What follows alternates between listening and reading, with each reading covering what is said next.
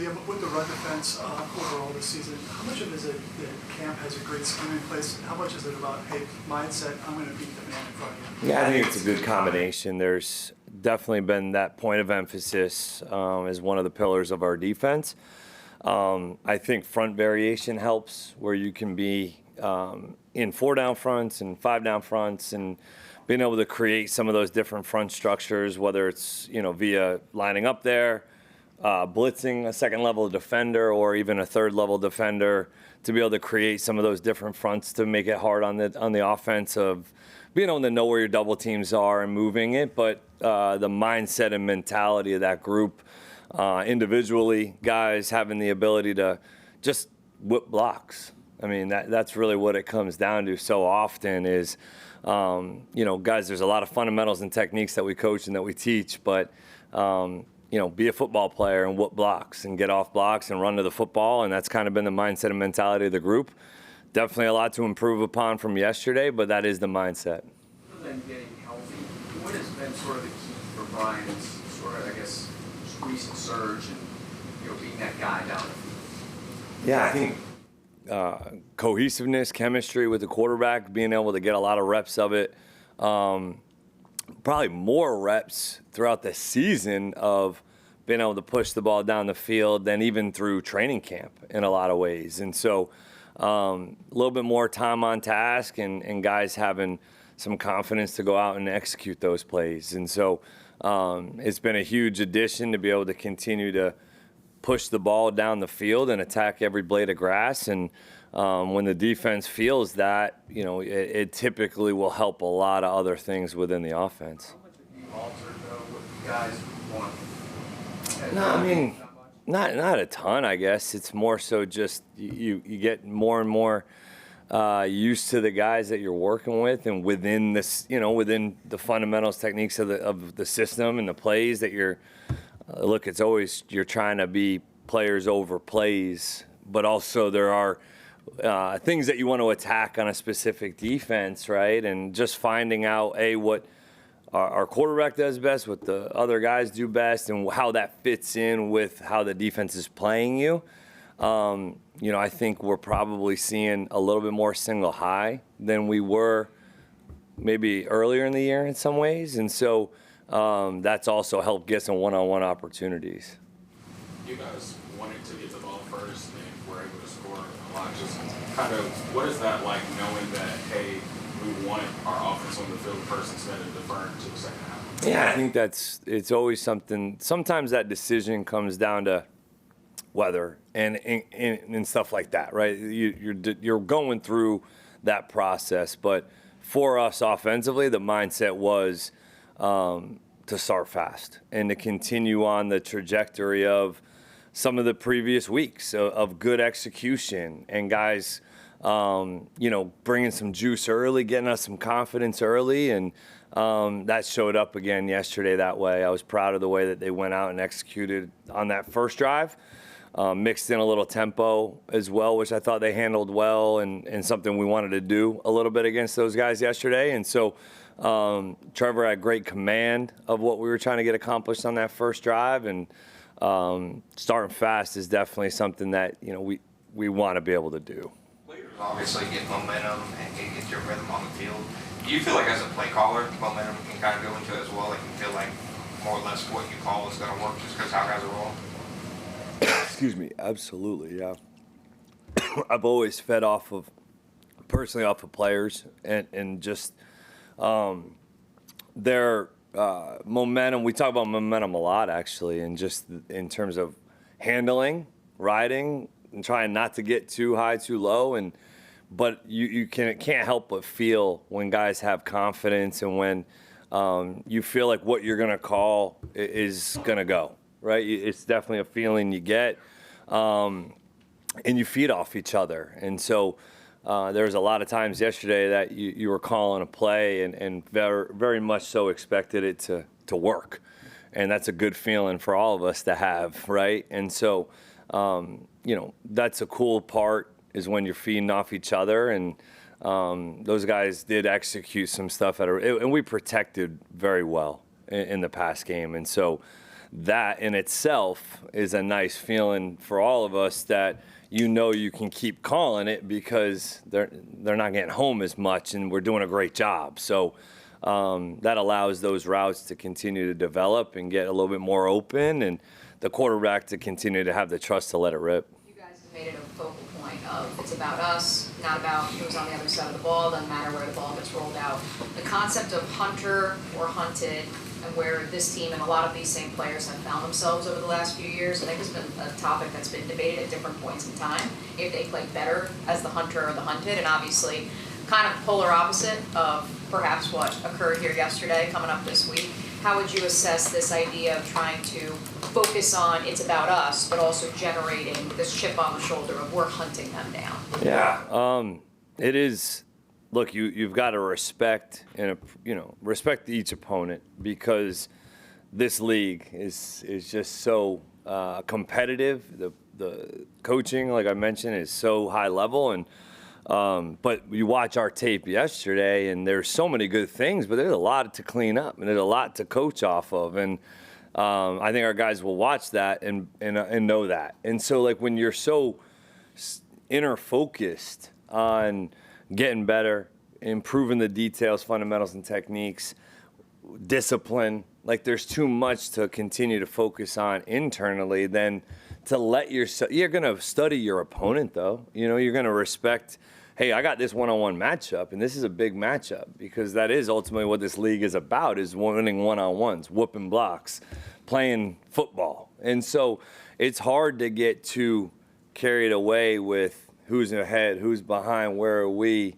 It's just you really don't have time for it. And if you do, if your mind's going there, then we're not really internally focused, and that takes away from what we're trying to do. So hard question to fully answer, but it's mostly trying to be internal as much as possible, because you don't have the time. Since you brought up the discipline part of it, I know there were a couple of penalties that not only do they want back, but you probably, as the coach, I know, had conversations. Just any follow-up conversation with, Greg, BT's, I know was a little different. I talked to, Greg hit me up, we talked, and it's just a rule I have that if you get one, you're just coming off for a play. It's not a big deal, hey, just take a deep breath and let's move on and compose ourselves regardless of what happened. If you were first, if you were second, like, it doesn't matter. We got a penalty and let's move on. So those guys all understand that, there's emotion, there's part of the game, I want them playing on an edge, but also we can't, just hurt the team when it comes to some of that. One of our 2-team rules is protect the team. So you guys in Denver are a little bit similar in the respect that preseason nobody had either team in the playoff mix. Now you got 2 teams that have had some success, pretty hungry.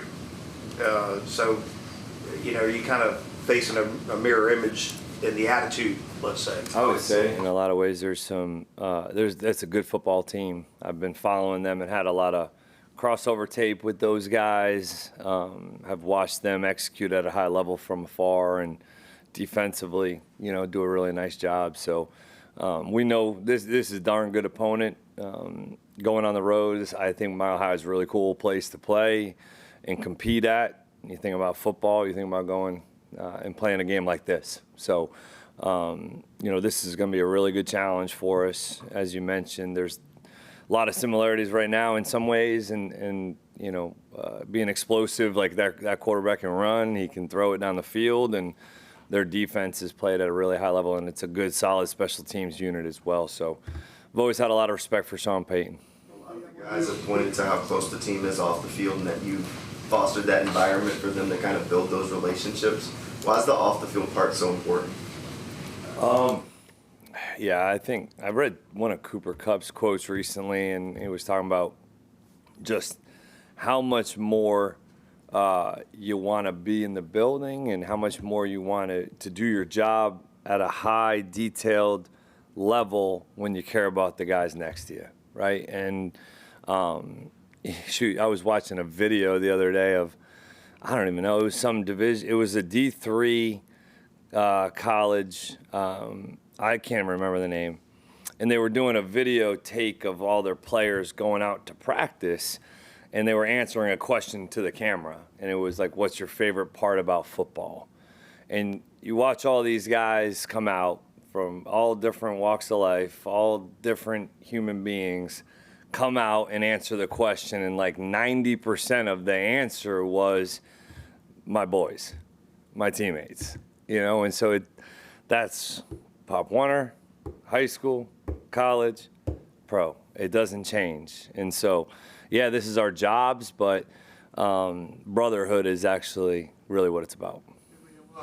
When you dig in on the Broncos with their 58 sacks, when you start watching it, will you watch all 58, or divided by 4 rush, 5 rush, down, distance? How That's, you know, you break them all down by sacks, hurries, affecting the quarterback, and try to look at breaking them down by blitz, stunt, game, straight rush, 4-man, 5-man, 3-man, 6-man if they're bringing more, and you try to just evaluate where the volume may be coming from that standpoint. I know they've got personnel that can go. I've used some of their clips in some of my team meetings this year of showing some darn good rushes and against some of the teams that we've played. So I think it's probably a combination of those things without getting too much into the weeds and knowing what they're up to. But I do know that they've got good scheme and good players. On the last touchdown, was it important to you to get Trevor across 300? I have zero idea what he was at. I'm not being I promise. I had none, and so it was the screen Etienne. You're saying the long screen? You took the shot to BT. Oh yeah. So that's that. The play before was run. It was a single high deal where we had a run on potentially, and they happened to play single high again. So that was part of the can. And then we, through the screen, we had that screen up for a couple weeks, and just kind of right time, got a verse man. The guys, Anton was pretty cool on that play. If you watch that, his athletic ability showed up, and I said, now I see that, bud. Better be. I always need to see you running like that now. It's good. You mentioned your respect for Sean Payton. What relationship, if any, do you have with him? I actually went down to New Orleans when I was at Maine. I was at the University of Maine in 2016. We went down, myself and Brian Picucci, was out in Tampa. Went down, Coach Pete Carmichael. Obviously was with the Saints for forever, and with Sean, and we had a connection to him being a Massachusetts guy, and so he allowed us to go down and watch practice for a few days. Dan Campbell was the tight ends coach, sat in on that meeting, and learned so much football in 4 days of being there. And a lot of what I ended up taking to Maine that year was a combination of Mark Whipple at UMass, Spence's dad, and New Orleans Saints. And so a lot of it was trying to watch their film, get all their tape, and try to watch as much so I could show the guys at Maine what we were trying to do. And so I had a lot of respect for him then, allowing me to come do that. And just over the years, seeing him a few times, he's always been somebody that I've respected watching from afar. So much Breeze tape over the years, the mixing of personnels and the way that he attacks people, I've always respected. With Trevor, at this point, how much more do you give him, or have you given him over the last maybe month, as opposed to early in the season when everybody's still trying to figure it out? I'm trying to think like how much different it is not too much from an overall operation. I think just since maybe the bye of having a little bit more of an evaluation of who we are has helped us continue to foster improvement and improve. And he handles all the run cans, the protections. Obviously in the pass game, there's a lot that goes into it on a given play. And I think that he's done a nice job of controlling that and keeping that stuff pretty clean from, man zone cans and protections and fixing them and doing some of those things. So I just think he's more comfortable doing it, and we're able to attack people a little bit differently than maybe we were early on with some of the depth of targets and stuff. Does that comfort level show up a lot when that play clock is running out? I mean, with the last 3, 4, 5 seconds, is it he operating significantly better at that point than he was maybe earlier? Yeah, I mean, you look at, I think I saw a stat of, it's like the ball's getting snapped in the National Football League under 5 seconds, the most since 2016 or something, and that's just like, that's football, man, you know what I mean? Like, I don't know, y'all love this one, man. I mean, but it's football. Like, play calls are longer, and there's a lot that goes into it, and I'm never concerned, like, about us not operating there. It's just the clock.